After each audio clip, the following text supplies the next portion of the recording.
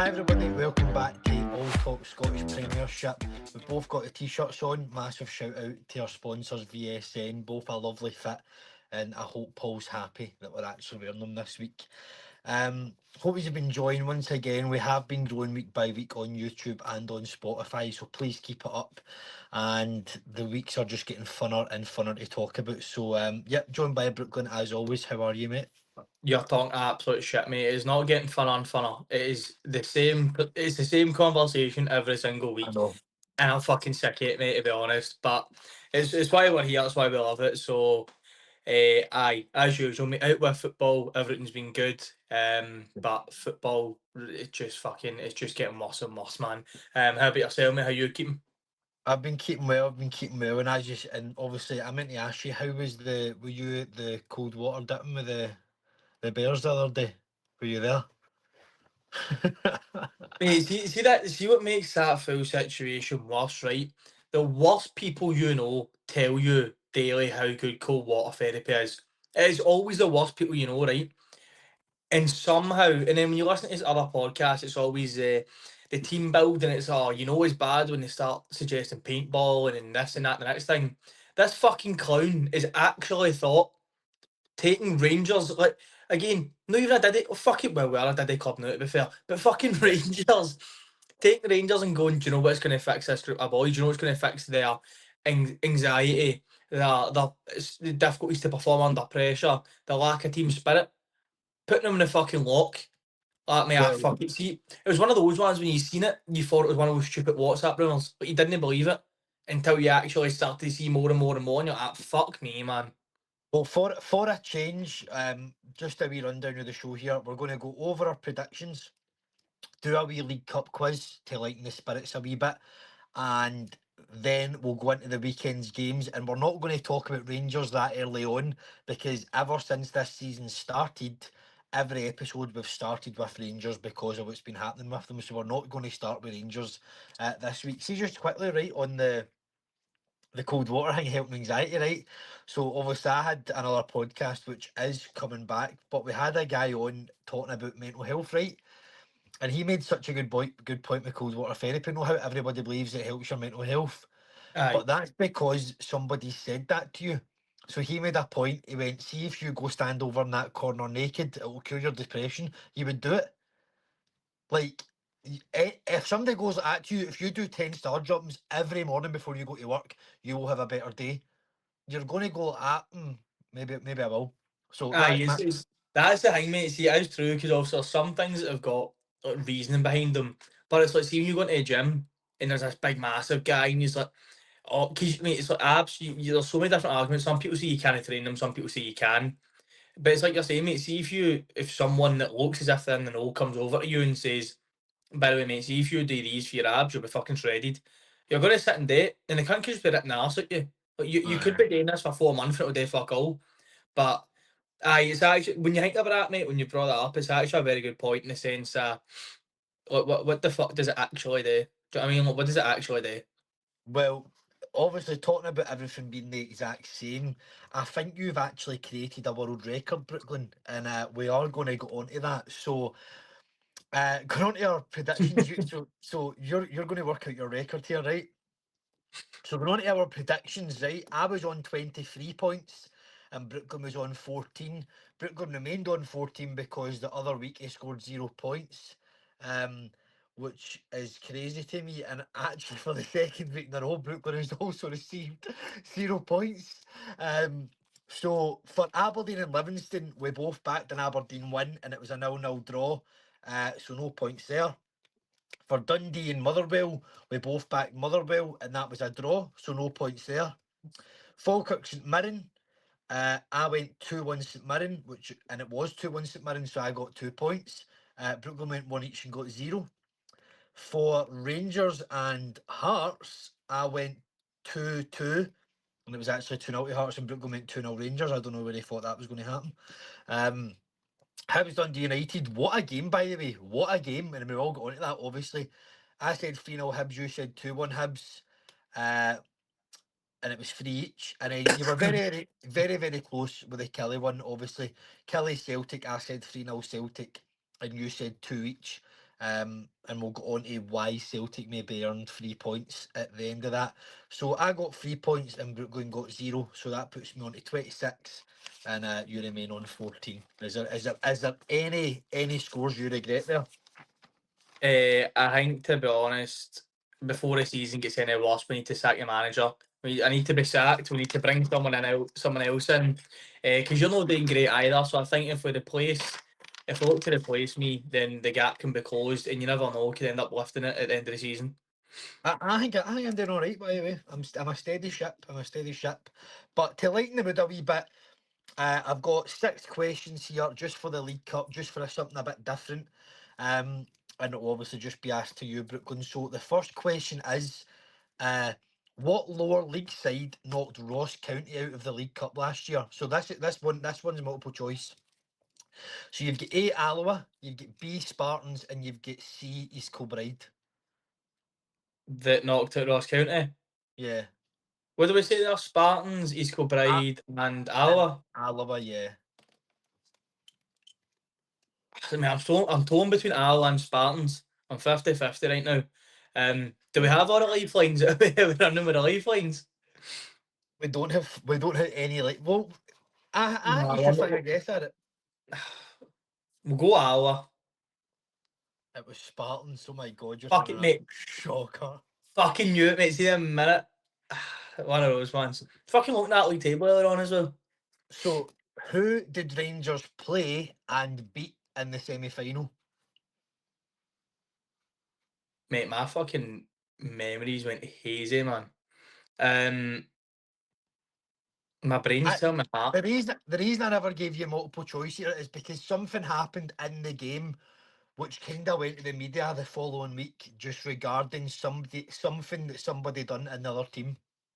Surely it wasn't Motherwell. Was that the She's fine, semi-final? thanks. She's fine, thanks. It was Motherwell. It was. Remember, Andy Halliday scored and they were I celebrating. didn't realise that was the League Cup semi-final. Aye. So, um, this one isn't multiple choice. How many yellow cards were given in the final?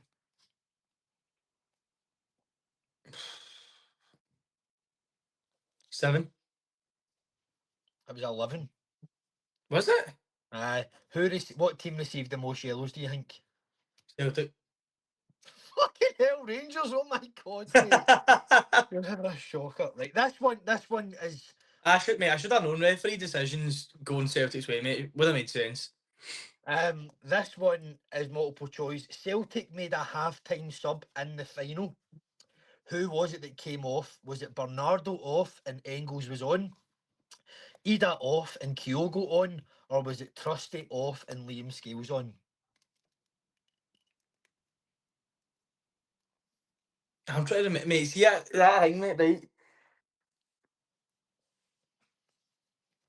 Bernardo Engels screams out to me, but then I'm trying to remember if Bernardo was actually in favour.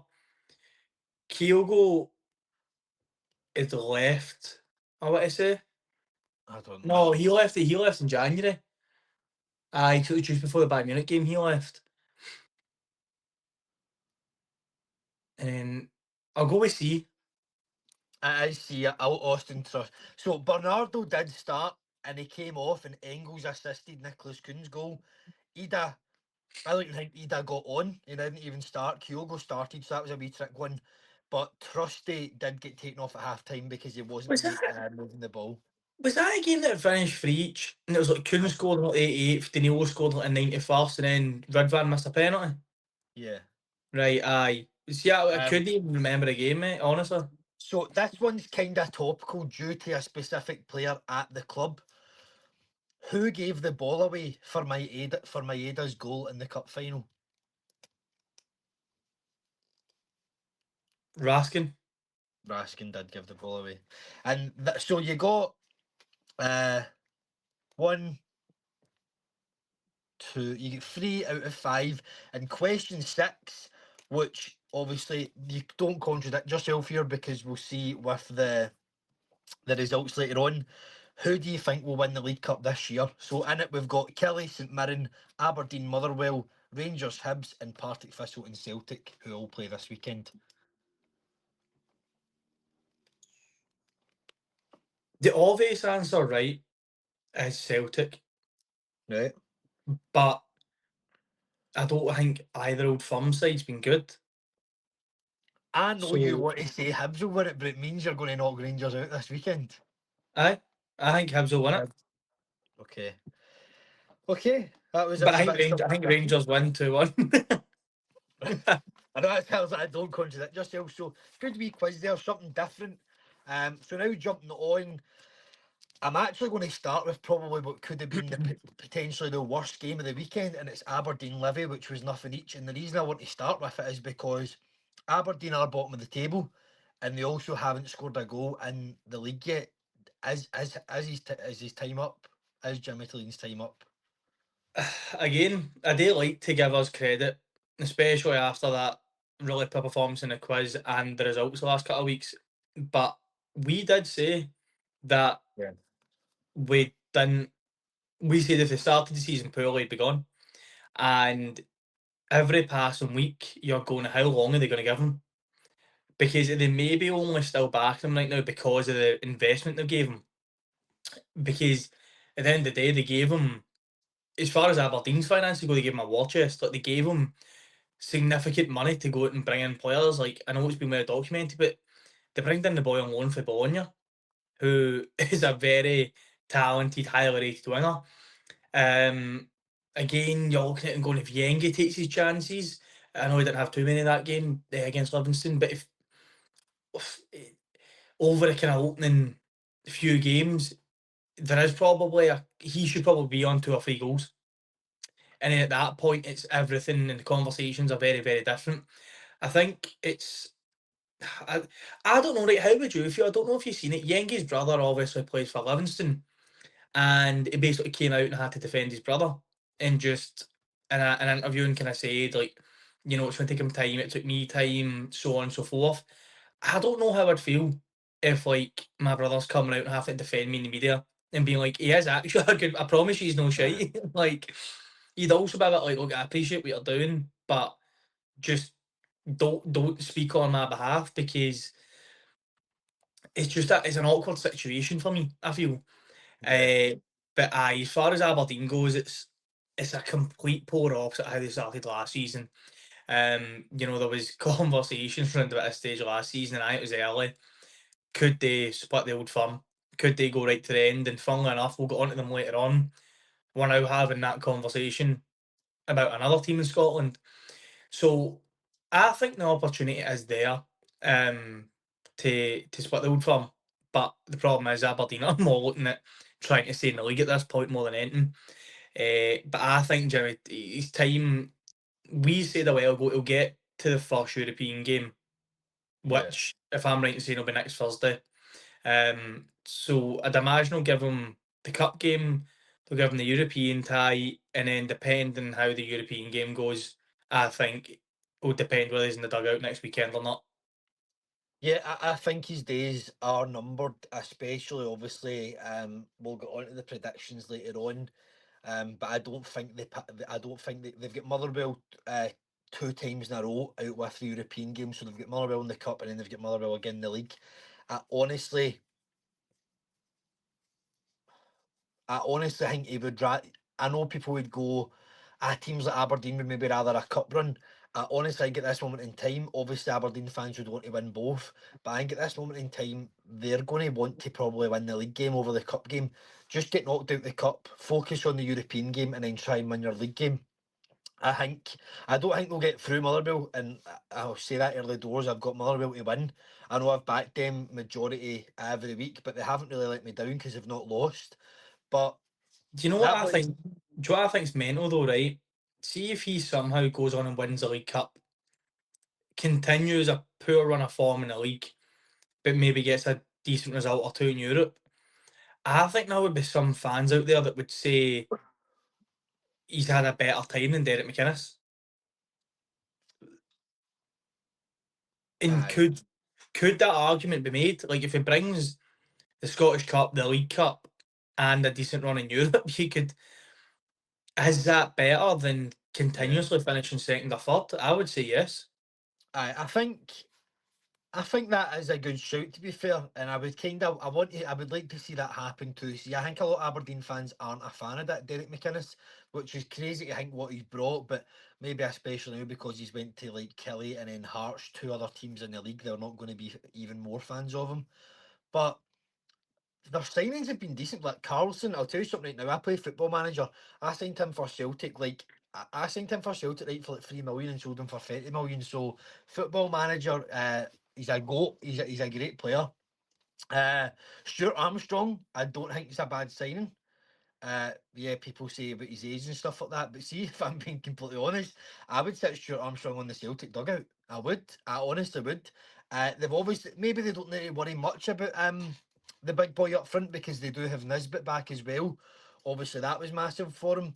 I think I said to you, obviously, I think you told me he possibly went to Bolton, or I could be getting to somebody else. I'm surprised like a Hibs or an Aberdeen did not go for Sam Dalby. Like I'm honestly so shocked. It was Bolton. Do you know? See as well. See when you look at the players Aberdeen have got. Like I'd said that I was quite keen on the boy they brought in on loan for Sunderland. I think he looked good in the European games. If you've got him and Carlson at either side of Nisbet, with Armstrong in behind that, and then obviously Shinnie, and then is it Pavlidis? I want to say his name is Yeah. big boy number It's 8. Palveras, yeah. Aye, that's it. Aye. I think that's an extremely strong side, um, and one that you would imagine over the course of the season will start to even out and look to start scoring. And it could just be one of those where they just need one game, whether that Yeah. is beating Motherwell in the cup or it's winning in Europe or at least getting a good result. That could be enough just to change the season. Kind of what we seen with Hibs last year. Obviously they got the draw against Aberdeen late on, and then ever since it's been onwards and upwards for them. So there is, like you're saying, there's great players there. It's just whether they trust Jimmy to only actually get the best out of them, or if they're going to look at it and say, because at the end of the day, you're now looking at a point of it's been probably what from last January. Obviously, Yeah. again they won the cup, but league form has been poor since last January. And as far as football terms go, you're probably looking at that as what, as actual playing, about 5 or 6 months now of poor league form, and that's for if you're managing a club the size of Aberdeen, that needs to be looked at. Yeah. I think if he gets knocked out the cup and badly hammered in the Conference League in his first game and then loses again in the league, I think his time is up. Um, but besides Aberdeen, Livy went up to Pittodrie, got a good point, not conceded. They have come up a lot stronger than expected. But sadly, and maybe that's what David Martindale wants, not a lot of the focus to be on his Livy team. But sadly, all focus is on Aberdeen when something like that happens because they've started the league without scoring a single goal, and they're at home to Livy, a team they probably should beat and they never beat, never even scored a goal against them. But fair play to Livy going up there, keeping a clean sheet. And obviously they are not in the League Cup, but their next game is at home to Rangers. So not even kidding on, you maybe fancy them to get another point or a win there. Aye. And then you're already looking at Davy Martindale's side looking favourites to maybe not be relegated anymore or not go down. Do you If know? Sorry, Aberdeen, just before we move on, that's the thing with Aberdeen as well. Actually, that last two games have been against promoted sides. Two teams that we actually did say we think will shock a lot of people, but nonetheless, again, if you're Aberdeen, you should be looking to at least take, I would say, 4 points out of 6 against the newly promoted sides, and have walked away with 1 point out of 6. Um, Again, it's like you're saying, it's massive credit to Martindale for the way he's set up, and that sort of system they like to deploy, where it is the kind of low block, as we've seen, is the thing that Rangers can't deal with. And Livingston are extremely good at set pieces. Again, something that Rangers aren't good at. So I think if you are looking ahead to Livingston, you could actually look at them having a between obviously the league starting and kind of mid to end August, 10 yeah, September, looking at those 6 games they played in that period, actually churning out a decent few results. It could be come the end of the season if that actually keeps them up. See, to be honest, I mean, it's not going to happen, obviously. But I'd love to see somebody like a Steve Clark or something in at Aberdeen. Do you know that? Like, no even kidding on. Obviously, Steve Clark, whether we get to the World Cup or not, I think this is going to be his last sort of spell in charge of Scotland. I would love, like, because that's what I'm thinking there. If Jimmy Tilleen does get the sack, I couldn't really name them to take charge. Obviously, I made a joke about Tony Docherty being my man this year, but he's got the Ross County job with Callum Davidson as his assistant, which is fucking nuts. But I couldn't really think of a name right now for sort of, like, to take charge of Aberdeen. I'll Uh, be honest, mate, I'd love to see Neil Lennon there. I mean, I was just about to say that, by the way. Genuinely, Neil I Lennon think would be good. that would be box. So it's like what we said a couple weeks ago. Actually, I think he's quite an underrated manager. Yes, Aye, he is a because good manager. I think his Dunfermline side are in a chance to possibly go up this year, but you don't want to see a man lose his job. I mean, you might disagree with that when we get further down the line in the show, but you do not want to see a man lose his job. But disappointing for Aberdeen. Really need to pick it up, and Livy playing how they should be playing very well. Next game, I'm going to go with Hibs Dundee United 3 each. What a game of football, by the way. Like, see that Dundee United front three, unreal, and then Hibs are just a class team to watch. Like, see, honestly, I think teams are just going to take points and points and points off each other. Like, honestly, I think if like Celtic even go away to Hibs, I'm like Hibs could go and win this today. And the same with Dundee United, two really good sides, and it was just you genuinely thought that every attack there could have been a goal. I mean, I know there was 6 goals in the game, but you thought there could have been even more. Like, some really good stuff. So, what a game to watch. um, uh, football wise, aye, but we do need to start with that kit. I don't know if it was yourself that messaged me or one of the other boys, but I was at what you talking about, and I'd seen like a still image that Jay went like, if you had to borrow a kit for Celtic, and the closest I've seen is that's fucking horrible, man. I, Um, I actually, I actually think, right. I think Hibs wore the hoops before Celtic did. Do you know that? but even that, mate, like it's just shite. Like because it's that way where it's like, I understand your the retro kit and it does go right back to the roots, but even the majority of Hibs fans probably wouldn't even be aware that they used to wear hoops. So would you know try your best to maybe make it as much of a Hibs looking kit as possible? Like something that you can Uh, look at and go, aye, that makes me think of Hibs. So I think I everyone in get you. Scottish football looked at that and thought, that looks like Celtic. Um, but anyway, enough about kit. I think that's, again, it's definitely like you're saying, it's every single time, and that's what makes the predictions for us so hard, is you look at a team who's on a run of games or the kind of the way that they're setting up at the start of the season, and you feel as if you're so confident putting on that team and saying they are going to run away with this or they are going to win this game.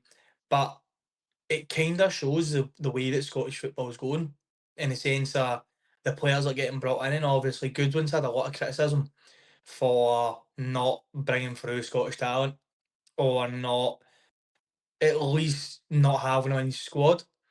But if you're going away to Easter Road, doesn't matter if it's 11 boys for Latvia or 11 boys for Scotland. Do you know what I mean? Like, if you're able to Uh, go out to Easter Road, score 3 goals, and walk away with a point, you can't really complain, to be fair. nah. It's a good point for Dundee United. Obviously, from what I remember, like, I watched the game before I went out. Actually, I don't believe Hibs took the lead at all in the game. Uh, Kieran Bowie, man, what a player. Like, honestly, he's going for there in January. I think he'll be down south. I don't imagine he's going to maybe join Rangers, depending on what position they're in December. So I think if he's going to join Andy in Scotland, it will be Celtic. But I think he'll go down south, man. Like, he's honestly incredible. I'm gutted with Hibs. I'm honestly gutted they never got through against Legia Warsaw, because I think they could have went on a European run more than what Aberdeen will. And I get Aberdeen Right. have been absolutely shafted with the draw they got. But I still think Aberdeen could have got like the fifth easiest draw in the competition and still went out there and get beat. Whereas I think Hibs could have really went on a good run. But honestly, like, the league. I think the league's. I was worried for Scottish football a bit last year. I thought the league was very, very poor, and I get we're kind of saying like a lot of the results are similar and stuff, but I think the league's a lot more competitive. Look at Motherwell; they've not lost a game. Yeah, they've not won a game, but they haven't lost a game in their first five or so games. Hibs and Dundee United having three straws. Like I think it's going to be a really competitive league, and I think Celtic, obviously Celtic are yet to lose. Um, and so are Hearts, I believe. But I think Celtic like could lose multiple games this year. Like, I'm not just talking like two or three. I think Celtic could finish the year with maybe like 5 or 6 defeats under the belt. And I know people who go, that doesn't sound like a lot, but to Celtic in the league the past couple of years, 5 and 6 defeats are like unheard of. Uh, I think Aye, teams are going to five. be really, really tough. I think they're spot on. Like in any given season, if any team's going for like 5 or 6 defeats is enough to for whoever to leapfrog you.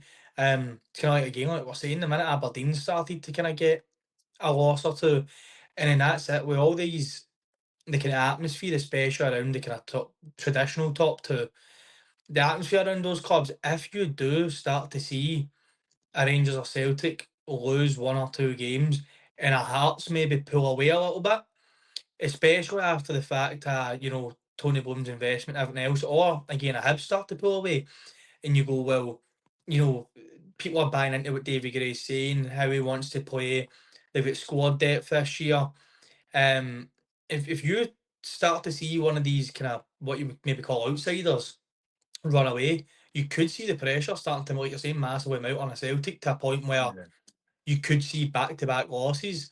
Because can I just say, like, Hibs do have very good depth this year.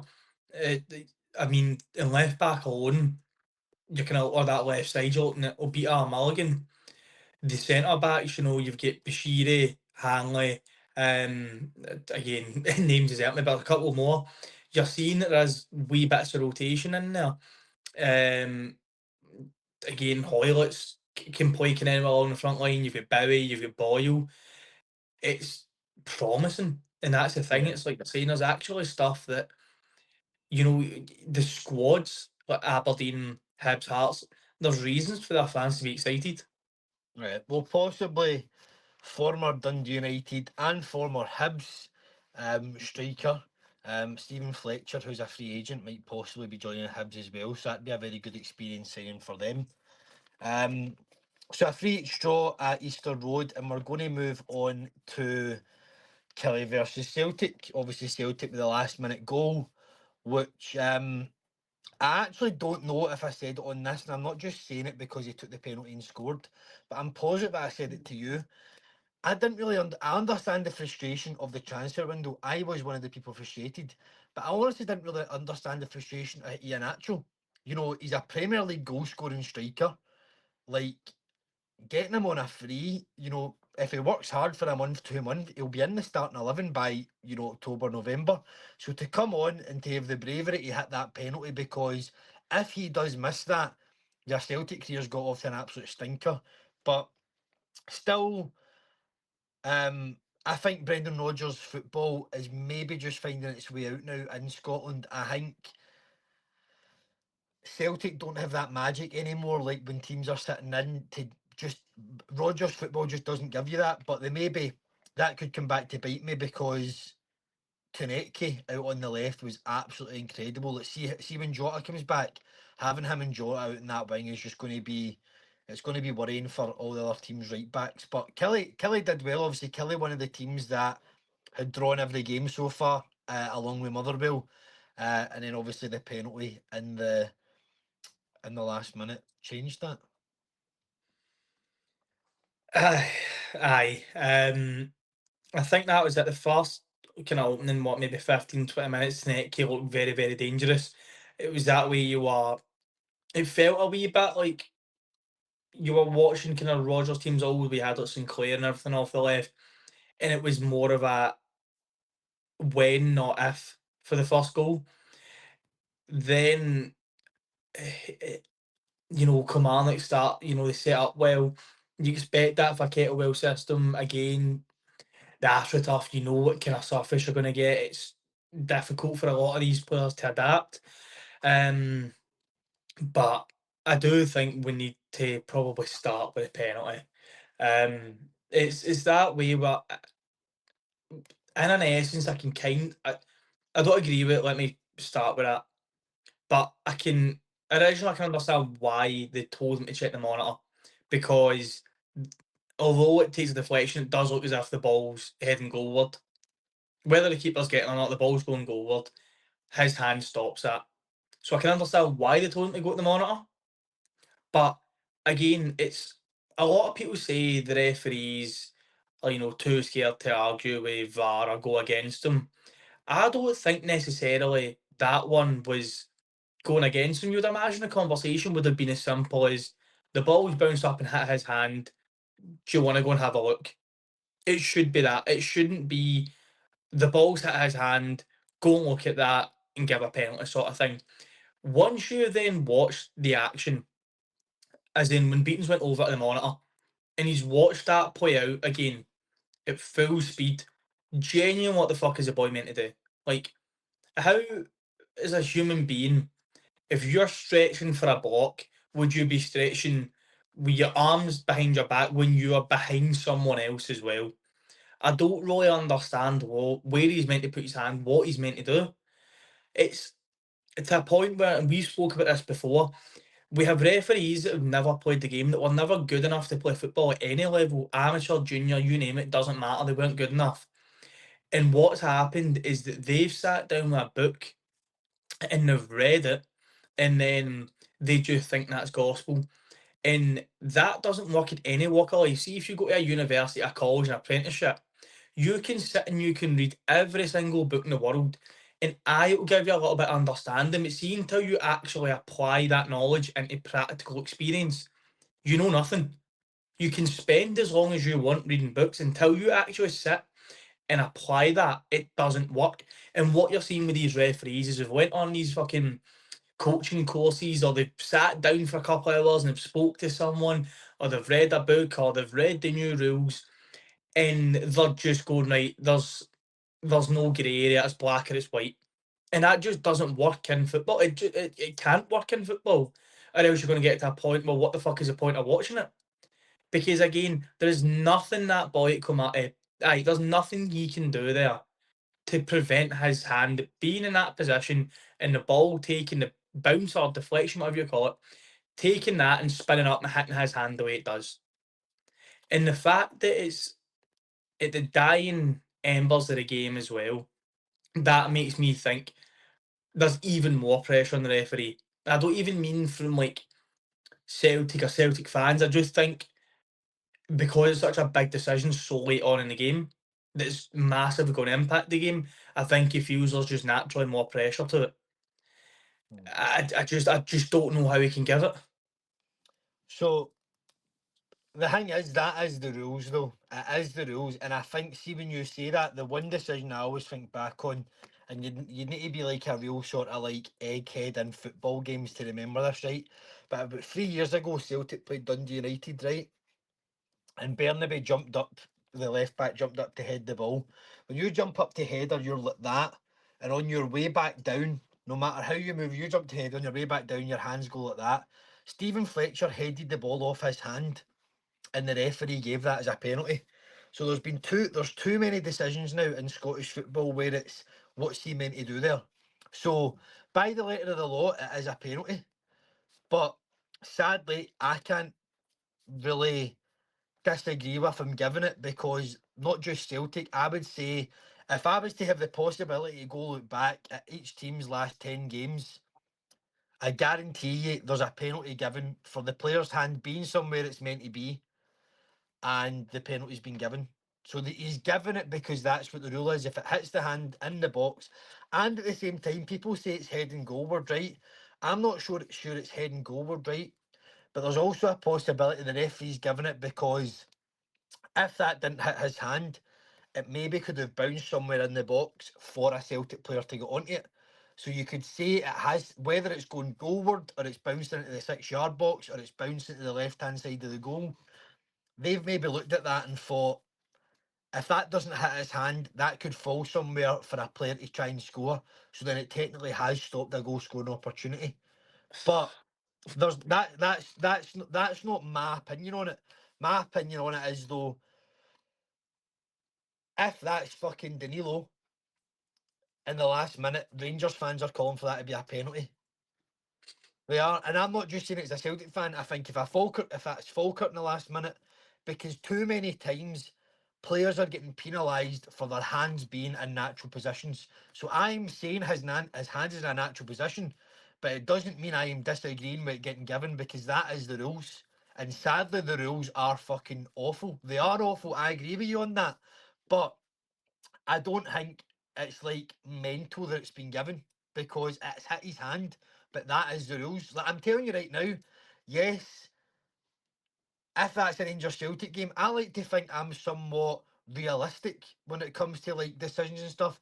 Rangers Celtic games, I'm absolutely fuming it gets given. But see on the Tuesday when we come and film it, I know for a fact I'd be like, ah, fuck it is the rules. Like it is the rules. So there's nothing to really disagree with.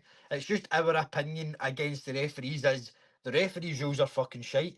They are shite. See, like I know this is going into a pure fucking rabbit hole, but see, even the blowing the whistle late and stuff like that when it's offside, there's so many things that actually need But changed. this is Like the so thing, many. right?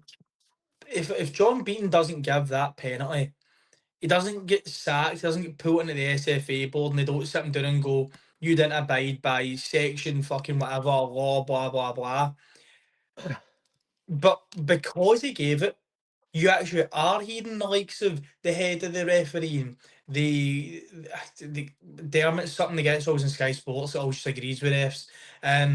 You're now seeing, I wouldn't necessarily say backlash because no one's like attacking him, but you're seeing the fallout now of him giving that to a point where people are going, why? Former referees, current referees going, why have you gave that? So I actually think we're at a point now where it's easier for a referee to justify not giving something than it is for them justifying giving something. I think as well in the English Premier League, they've started, I don't know how much you've watched, they've started, if it's a contentious VAR decision, they announce over the tannoy what their decision is and why it's that decision. I mean, it would fucking cause riots. But I think as well that's something that we need to look to implement because I don't like I don't really want to get into this side of things, but I seen on Twitter like a Rangers fan obviously going like that, like of course Beaton gives that as a penalty, but see if you do want to be really truthful about everything, if MD's not going to give that penalty as a referee, it's John fucking Beaton, right? And I'll say that and let other people work that out for themselves. They've probably seen all the photos of him before. So fans saying, of course John Beaton's going to give that as a penalty, if MD's not giving that penalty for a specific reason, it's going to be fucking John Beaton. So it'll be interesting to see next month. Obviously, this VAR thing on Sky Sports with Willie Collum and Gordon Duncan is like a monthly thing now. It will be interesting to see what does get said on that. And obviously, people talk about the first goal where it's meant to be a Kelly throw, but if you really want to be completely honest, that is a hard decision, and that many phases of play happened. Even if they went back to it, they couldn't have chopped it off anyway.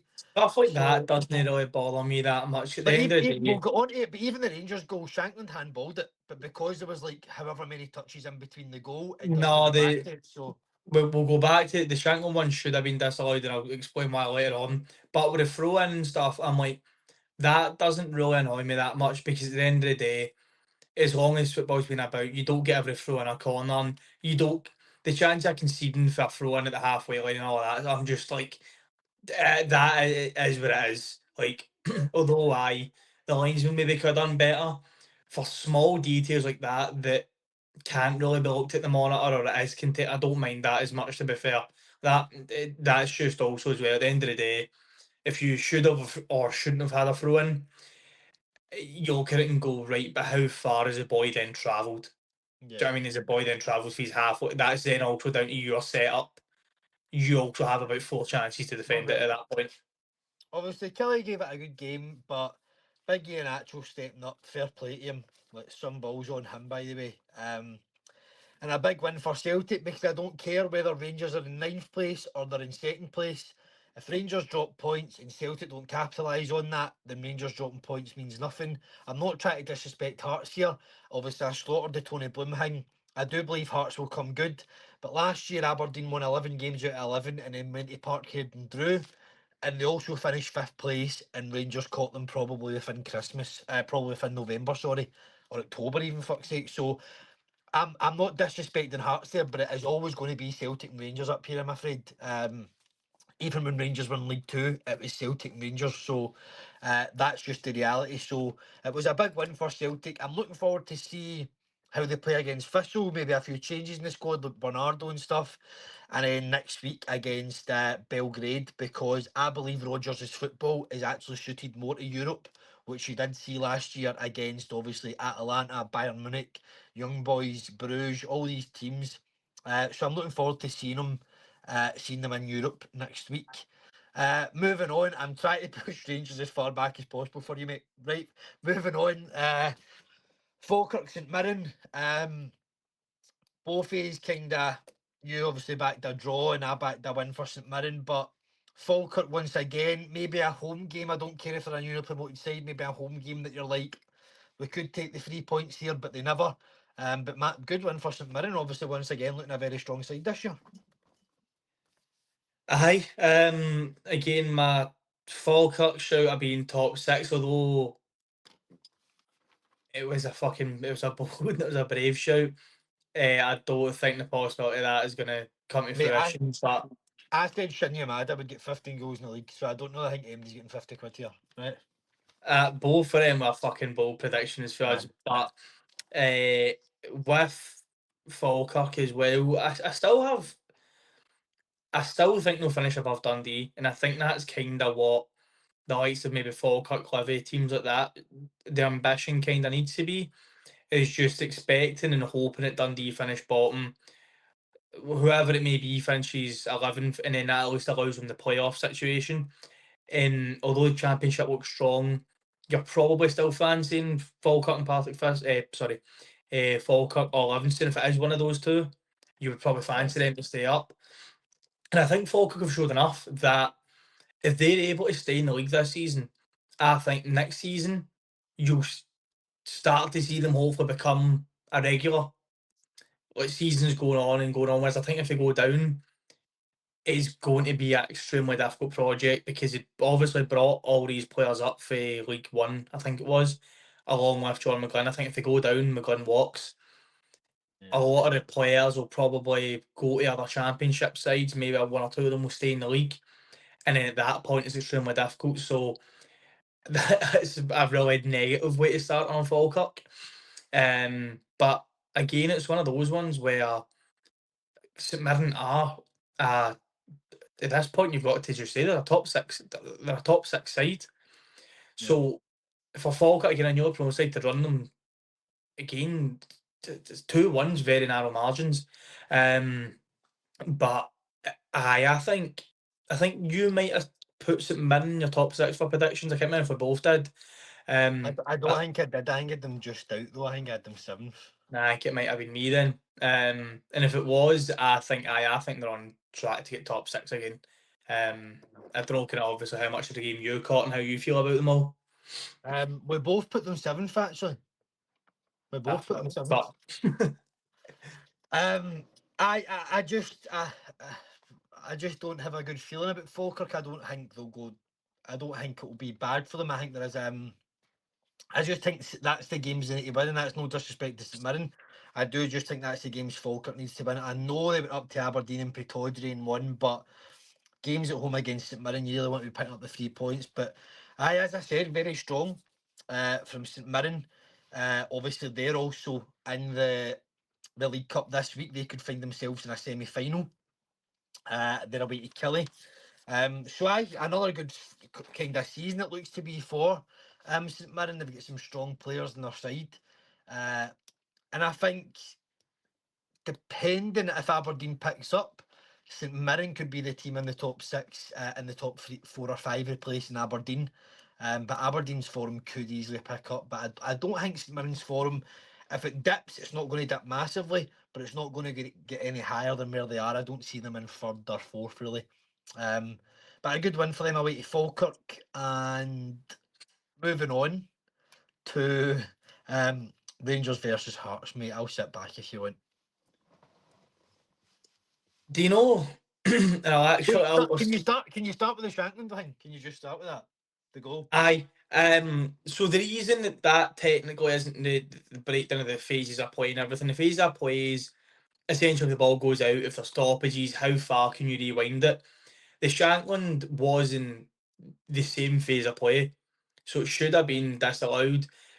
When again, I don't understand why it's not been disallowed. That's the main thing for me Did he because not come out and say, but like it turns out there's been that amount of touches though, so it doesn't count.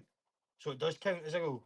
it's maybe he did. To be honest, I've tried to since when the final whistle goes now, I just switch off. I switch off any sort of comments about the game because I'm just fucking sick of the same shit. Um, but as far as I think most football fans are concerned, that is the same passage of play. At the end of the day, the ball comes. He opens up his body, makes himself bigger, which is the main thing that was meant to be the rule of handball. Is it enlarge your frame? Yep. It hits him. It hits him there. So much so, I actually wondered when he scored why he didn't celebrate because I was obviously like, look, He's done that Rangers. twice this year. Obviously, his goal against Aberdeen, you actually see him going like that, oh, I'm offside. And then the goal So against Rangers, you see him mouth going like that, handball. Like he so knew.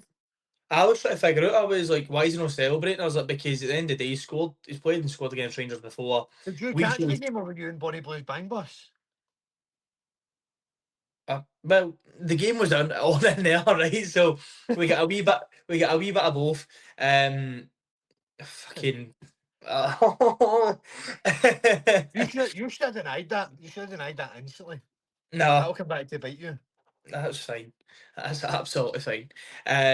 But I basically, mate, didn't understand why he didn't celebrate. Obviously, then it turns out because he, in his press conference after it, is laughing and saying, "I thought it was a handball." He's all but Mm. admitting it's a handball. But I actually genuinely think the disallowed goal for Rangers is a worse decision than the handball. Like keepers will get far too much protection in football because at the end of the day, the keeper, if you're standing in front of the keeper for a corner, he can push, you can shove, you can do what he wants. If you back into keeper a little bit, like keepers are fucking minimum 6'2", minimum. So that boy in goal was probably about 6'4", 6'5". Asgar's no slouch, he's 6'1" to be fair, but he leans into him a little bit. The keeper fucks it. The keeper fucks it for the punch.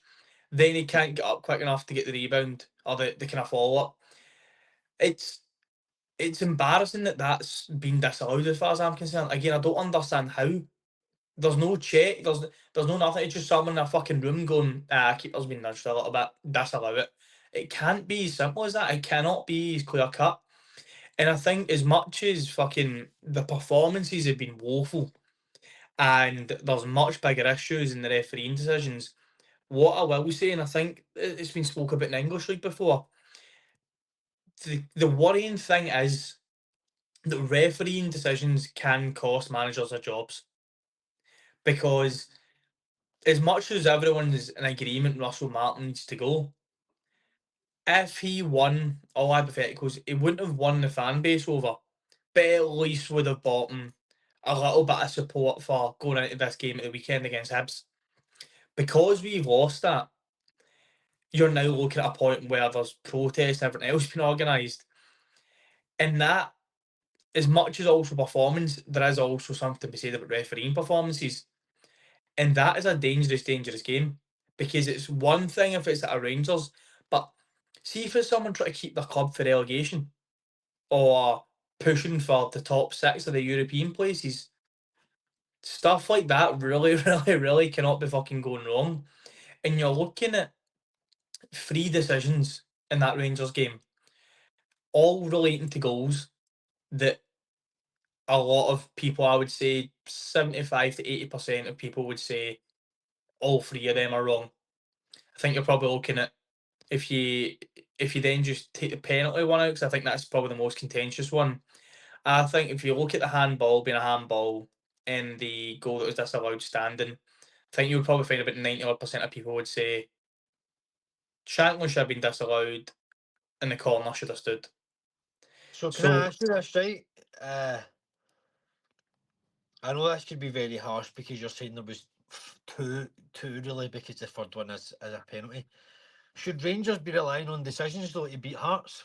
no, that's what I'm saying. 100% not. That's Mm. kind of what I was saying about the sense of there's a lot bigger issues. It Aye. just doesn't. It just doesn't help, and I kind of more meant that in a sense of towards the status and feeling around Russell Martin opposed to Rangers as a club, if that makes sense.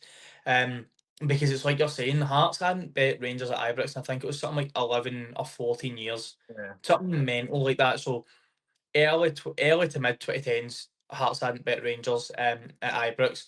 So much so it became like a running joke. I seen on Twitter leading up to the game, it was like Hearts were unbeaten the next amount of games, Rangers can't get a point, final score 2-0 Rangers.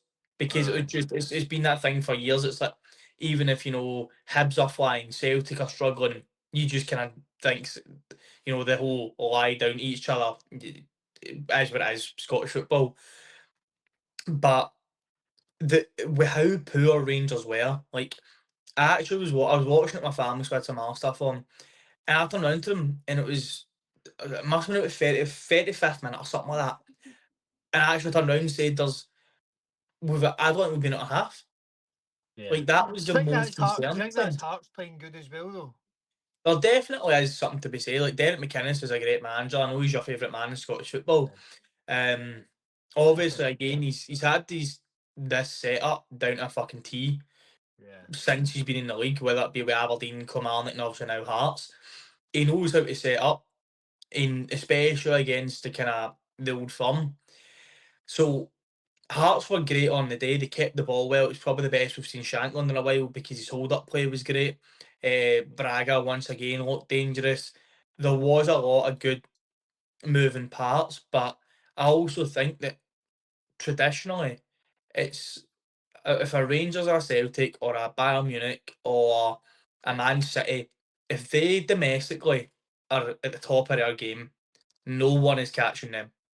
Yeah. If they go and play, if a Bayern play even a Leipzig, if a City go and play a Wolves, whatever it is, if those teams who are seen as being the best domestically are on their A game, in 90 minutes, there's not a single team in that league out with, again, like there may be close rivals at a Liverpool, Celtic, whatever it may be, that can compete with that.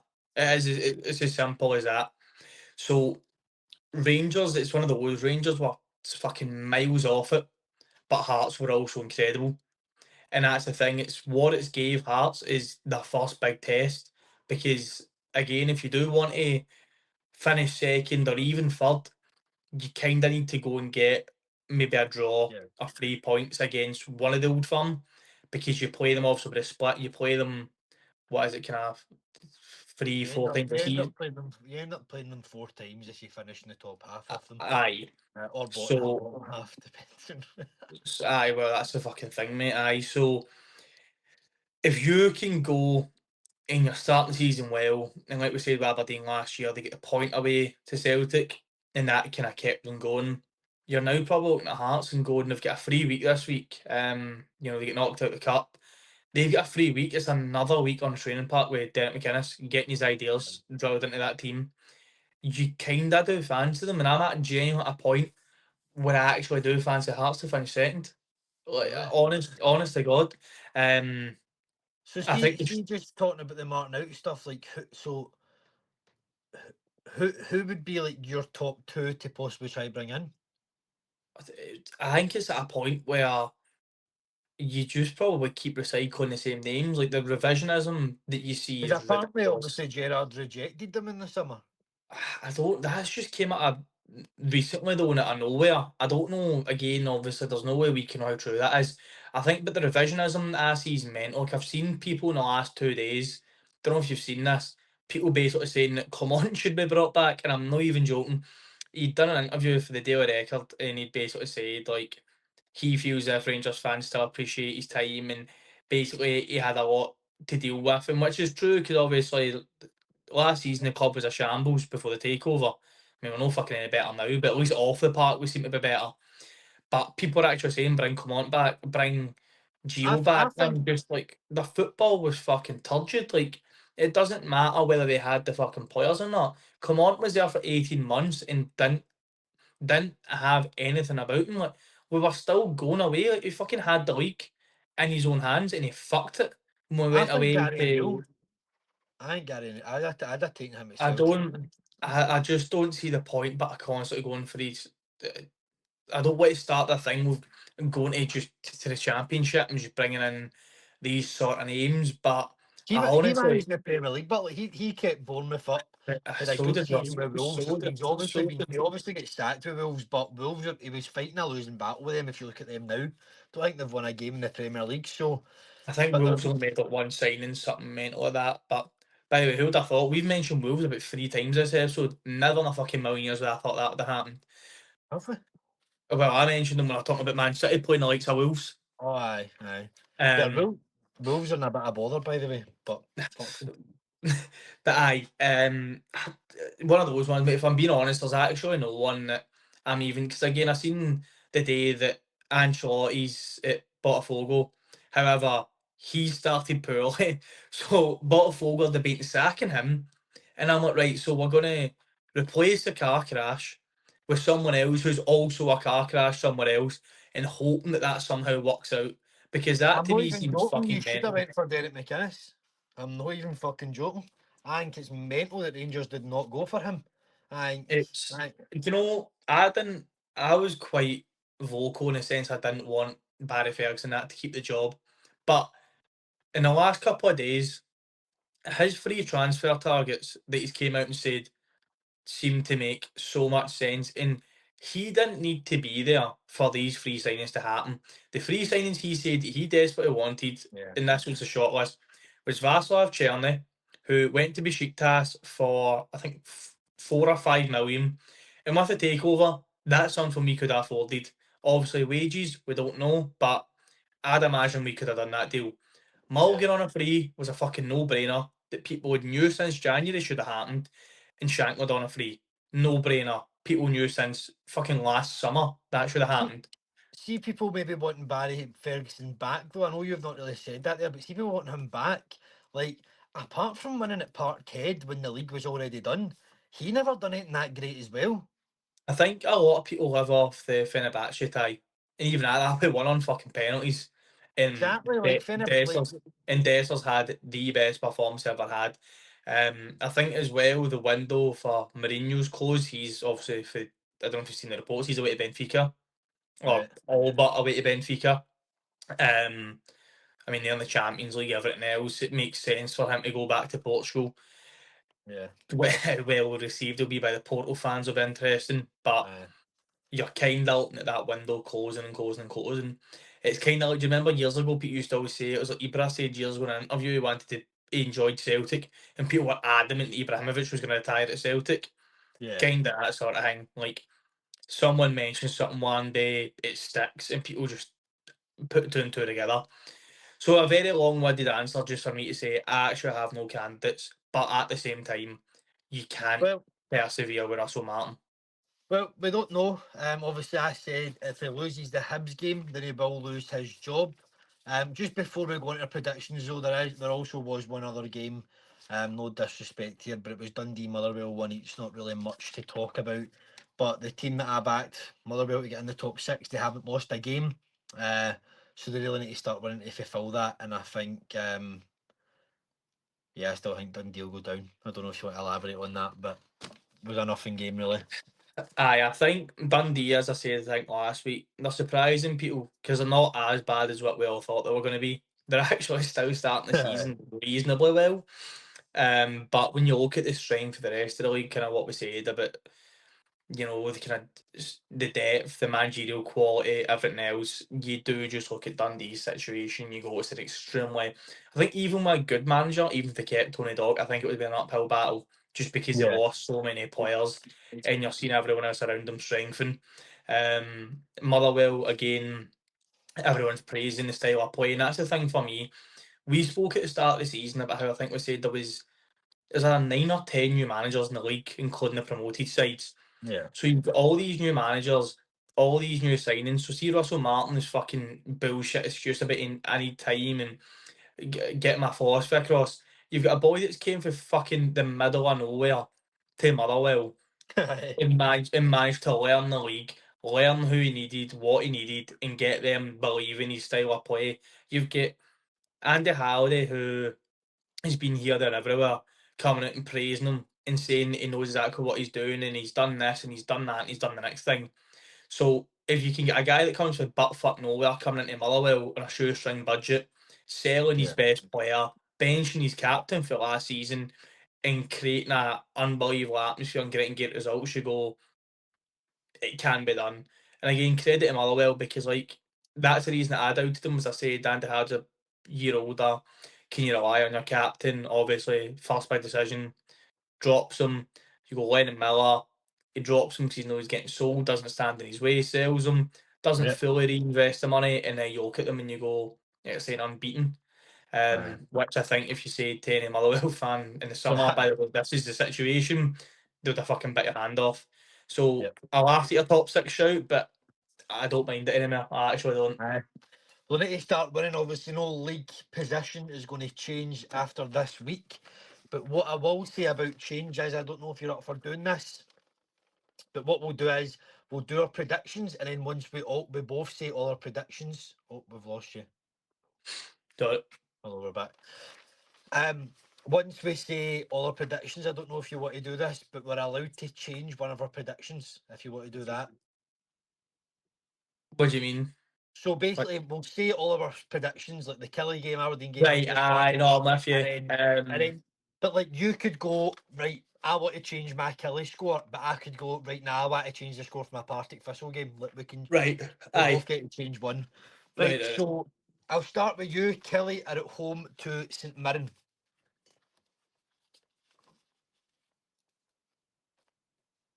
Is it extra time then penalties? Let's say to penalties. Yeah. So what is it we done last time? Like if I put I'm pretty sure it was something like if I put 2-2 to like Falkirk, but then I put Falkirk win on pens, it meant I get a point. Aye, so I think we'll stick with that. Right. I think St Mirren penalties. I think one each St Mirren pens.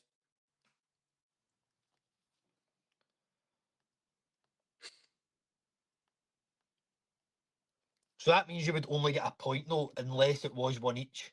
So if that's three Aye, each, St Mirren go through on pens, it's only 1 point. aye, aye, aye. So I've went 1-0 Kelly. I think Kelly go through.